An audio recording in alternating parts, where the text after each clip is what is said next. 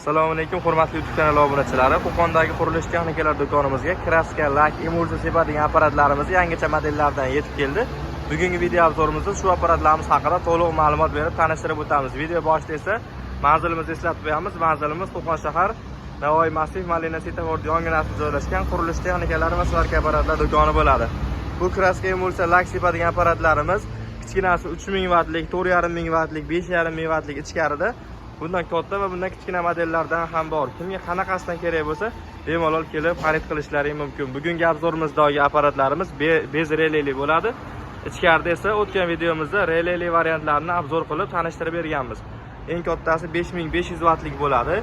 220 volt tokka ishlaydi. Past toklarda ham bemalol ishlashga mo'ljallangan. G'da 460 markali 1 minutda 5 litrgacha sepib berishga mo'ljallangan. Keyingisi esa 4400 wattlik bo'ladi. 1 minutda 4 litrgacha sepishga mo'ljallangan bo'ladi. Motori 180 voltgacha bemalol ishlab beraveradi. Endi kichkinaroq, arzonroq modeli kerakdiganlar uchun 3000 wattlik 1 minutda 2-2,5 litr sepadi. Bu ham past toklarga ishlashga mo'ljallangan. Motori faqat kichkinaroq varianti. Narxlari qiziq bo'lsa, videoni oxirigacha kuzatib boraverasizlar. Xo'p, hozir o'sha eng motori kattasi 5500, tepada tok ko'rsatayotgan datchiklari bor va kondensatori katta variantini ishlatib tekshirib ko'rsatib beramiz. Bir sidra ishlashlarini video davomida ko'rishlaringiz mumkin. O'zini komplektda 10 metr shlankasi, pistoleti, pistolet uchiday saplovlari va polni nasatka salniklari qo'shib beriladi. Kimga shunaqa apparatlarimiz kerak bo'lsa, bemalol kelaverasizlar. Telefon raqamlarimiz ekran ostida qoldirilgan. Endi bitta ishlatib tekshirib ko'rsatib beramiz. O'zi kulchatirdan bitta yoqiladi. Obratkani qaytariladi. Berkitoring. Mana davleni o'zi ko'tarildi. Bo'ldi, ochib qo'ying, yaxshi.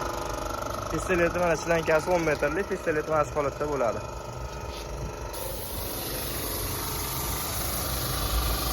Ko'rishlaringiz mumkin. Teparoqdan sepib ko'rsatingchi. Mishalkalarga bitta sepib berasiz. Mana mishalkalarda ko'rinadi sepishi. Kraska, lak, emulsiyani bemalol sepishga mo'ljallangan. Betonga sepib ko'rsating, ko'rinadi oppoqroq joyda.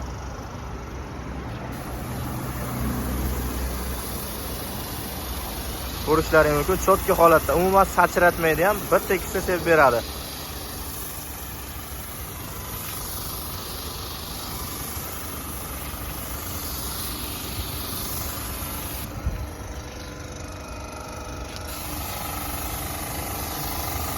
Bo'ladi.